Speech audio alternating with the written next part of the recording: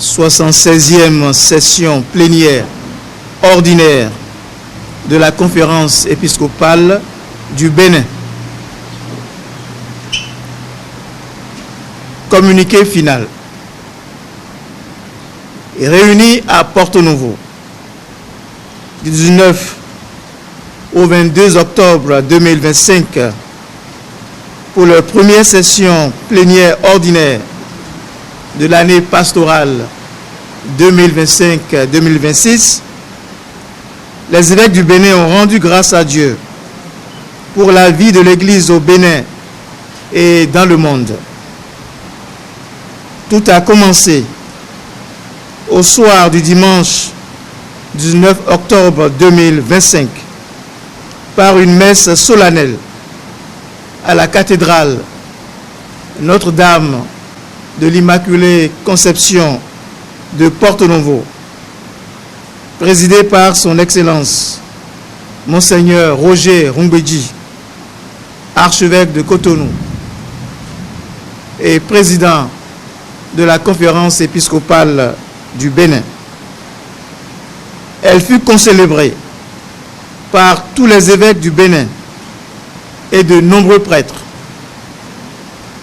Cette messe a connu aussi la participation effective et joyeuse des consacrés et de toutes les composantes du peuple de Dieu à Porto-Novo, autorités religieuses, civiles, militaires, paramilitaires et une assemblée impressionnante de fidèles chrétiens. Au cours de leurs assises, les évêques du Bénin ont abordé plusieurs sujets d'intérêt commun. 1. Le dimanche 19 octobre 2025, en communion avec l'Église universelle, les diocèses du Bénin ont célébré avec ferveur la journée mondiale pour la mission, dont le thème est « Missionnaires de l'espérance parmi les peuples ». Ce temps fort a été l'occasion de raviver en chaque fidèle la conscience de sa vocation missionnaire reçue dès le baptême. Les évêques du Bénin exhortent tous les chrétiens, prêtres, religieux, religieuses et laïcs à être des témoins courageux du Christ dans leur vie quotidienne, au sein de leur famille, dans leur lieu de travail, dans leur quartier et dans la société. Que chacun, là où il est, se sente envoyé pour annoncer la bonne nouvelle de Jésus-Christ par la parole, par les actes, par les œuvres de charité et par le témoignage d'une vie chrétienne authentique. En ce mois d'octobre, mois du rosaire et des missions, que l'Esprit Saint renouvelle l'élan apostolique de notre Église et lui donne les moyens d'une évangélisation toujours plus féconde. Que la Vierge Marie obtienne à chacun de nous la grâce d'être toujours et partout un vaillant missionnaire, celle de la terre et lumière du monde. 2. La conférence épiscopale du Bénin accueille avec grande joie la nomination par le Saint-Père, le pape Léon XIV, de Monseigneur Éric Sovi-Guidi comme nonce apostolique près le Burkina Faso et le Niger. Les évêques du Bénin expriment leur gratitude filiale au Saint-Père pour cette marque de confiance à l'endroit d'un fils de notre pays, faisant de lui le deuxième nonce apostolique représentant pontifical d'origine béninoise. Ils adressent leurs vives félicitations à Monseigneur Éric Sauvy-Guidi et implorent sur lui l'abondance des grâces divines pour une mission pastorale féconde dans sa mission diplomatique. Son ordination épiscopale aura lieu le 15 novembre 2025 à la paroisse Sacré-Cœur d'Akwakpa à Cotonou. 3. Les évêques du Bénin se réjouissent également avec leurs excellences nos seigneurs Victor Agbanou, évêque émérite de Lokossa, et Fidèle Agbachi, archevêque émérite de Parakou, qui célèbrent respectivement 80 ans et 75 ans d'âge. Ils leur adressent leurs vives félicitations et rendent grâce à Dieu pour leur vie toute donnée au service du Christ et de son Église. Que Dieu continue de répandre sur eux ses nombreuses grâces et leur accorde surtout une retraite paisible et fructueuse, pleine de joie et de communion avec le Seigneur. 4. Tout au long de leurs assises, les évêques du Bénin ont accordé quelques audiences. Il s'agit notamment de la rencontre avec le père Nathanaël Soédé, aumônier des cadres et personnalités politiques, pour réfléchir sur l'actualité sociopolitique de notre pays et surtout proposer des actions concrètes en vue de la décrispation de l'atmosphère sociopolitique.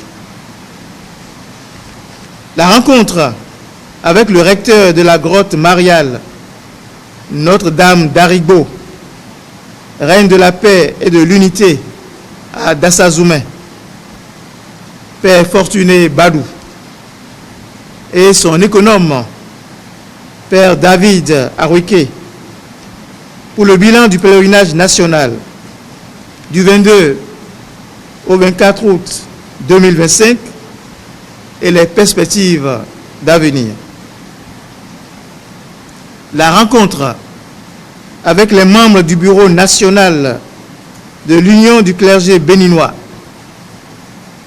pour réfléchir sur l'amélioration des conditions de vie et de travail du prêtre au Bénin. La rencontre avec le bureau de l'Alliance biblique du Bénin, signe d'une bonne collaboration écuménique entre nos églises au Bénin, en vue d'un meilleur rayonnement de la parole de Dieu.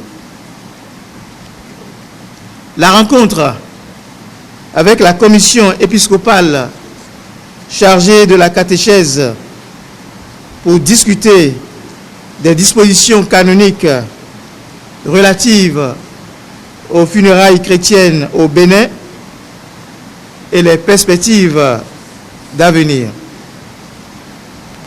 5. En communion avec l'Église universelle, les évêques du Bénin accueillent avec grande joie la toute première exhortation apostolique du pape Léon XIV intitulée Dilex Cité, j'étais aimé, publiée le 9 octobre 2025 sur l'amour envers les pauvres. Dans ce texte d'une grande profondeur spirituelle, le souverain pontife invite les chrétiens, les autorités à divers niveaux, ainsi que toute personne de bonne volonté, à redécouvrir le visage du Christ dans les personnes pauvres ou marginalisées. Il dit expressément, je cite, « La condition des pauvres est un créquis dans l'histoire de l'humanité interpelle constamment notre vie, nos sociétés, nos systèmes politiques et économiques, et enfin et surtout l'Église. Sur le visage meurtri des pauvres, nous voyons imprimée la souffrance des innocents et par conséquent la souffrance même du Christ. Fin de citation. Dilecité numéro 9. S'inscrivant ainsi dans la continuité de l'enseignement de ses prédécesseurs, le pape Léon XIV rappelle que l'amour véritable auquel nous invite le Seigneur ne réside pas dans de simples paroles, mais il se traduit par des gestes de compassion, de proximité et de partage, surtout en faveur des plus pauvres. Les évêques du Bénin souhaitent vivement que cette exhortation apostolique trouve un écho favorable dans le cœur des autorités à divers niveaux, des pasteurs, des fidèles et de toute personne de bonne volonté. Que l'accueil de cette exhortation apostolique se traduise par des actions concrètes de solidarité, de justice et de fraternité dans notre pays.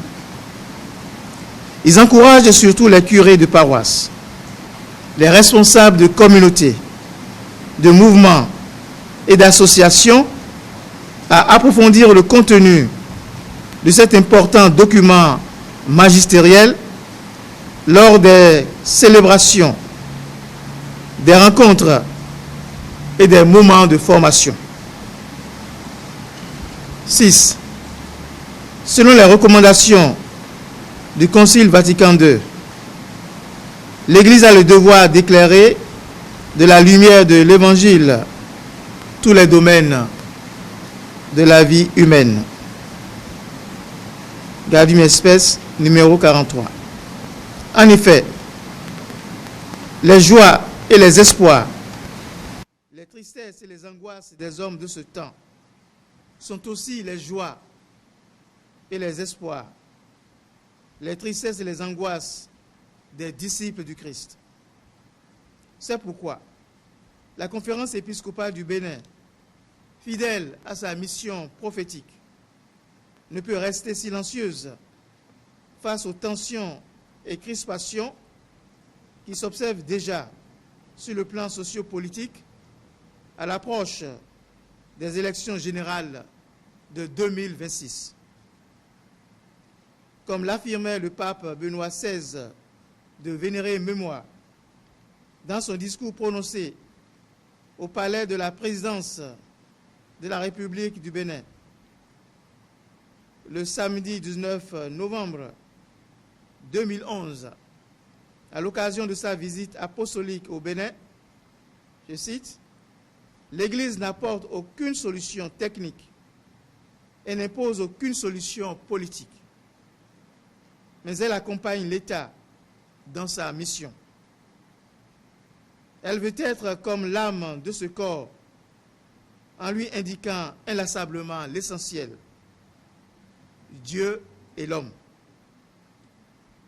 Elle désire accomplir ouvertement et sans crainte cette tâche immense de celle qui éduque et soigne, et surtout de celle qui prie sans cesse, qui montre où est Dieu et où est l'homme véritable. » Fin de citation. Voilà pourquoi, tout en priant pour la décrispation de l'atmosphère sociopolitique et la paix dans notre pays, les évêques du Bénin exhortent au nom du Seigneur tous les acteurs politiques, les organisations de la société civile, tous les citoyens, hommes et femmes de bonne volonté, à œuvrer de toutes leurs forces en faveur de la paix et de l'unité nationale. Ils invitent surtout les uns et les autres à privilégier le dialogue, la tolérance, le respect du droit constitutionnel, en mettant surtout l'intérêt suprême de la nation au-dessus de tout intérêt personnel ou partisan. Que ces différentes échéances électorales que nous souhaitons libres, transparentes et inclusives soient pour tous une occasion de prouver notre maturité en démocratie et notre amour pour le Bénin, notre chère patrie. Ainsi donc, les évêques du Bénin invitent tout le peuple de Dieu à se donner davantage à la prière pour que ces élections se déroulent dans la justice, la paix, la vérité, la fraternité, afin que le peuple béninois s'en sorte gagnant. Au terme de leurs travaux, les évêques du Bénin expriment leur profonde gratitude à tout le peuple de Dieu à Porto-Novo pour l'accueil chaleureux qui leur a été offert durant leur séjour. Ils implorent sur eux, ainsi que sur tous les fils et filles de notre pays, les torrents de grâce et de bénédiction divine. Que la Vierge Marie, Notre-Dame du Rosaire, intercède pour nous. Fête à Porto-Novo, le 22 octobre 2025, en la mémoire de Saint Jean-Paul II. Signé Monseigneur Roger Rumbedji, archevêque de Cotonou, président de la conférence épiscopale du Bénin. Excellences et chers pères, à travers vos différentes réponses, j'espère qu'ils ont pu mieux comprendre tel ou tel aspect de ce communiqué final que vous veniez de leur livrer en tant que porte-parole de la conférence des évêques du Bénin. À travers vous, nous remercions tous nos pères, les évêques du Bénin, qui, depuis dimanche dernier, ont travaillé ardemment pour le bien de notre Église et pour le bien de notre pays. Nous saluons également les amis de la presse qui ont vécu ce moment important de la déclaration officielle des évêques avec nous, et nous remercions tout de même les amis auditeurs qui sont restés en ligne, qui nous ont suivis, qui ont suivi nos pères les évêques et qui certainement, durant tous ces jours de travaux, ont pu prier ardemment pour notre pays en communion avec toute la conférence épiscopale du Bénin.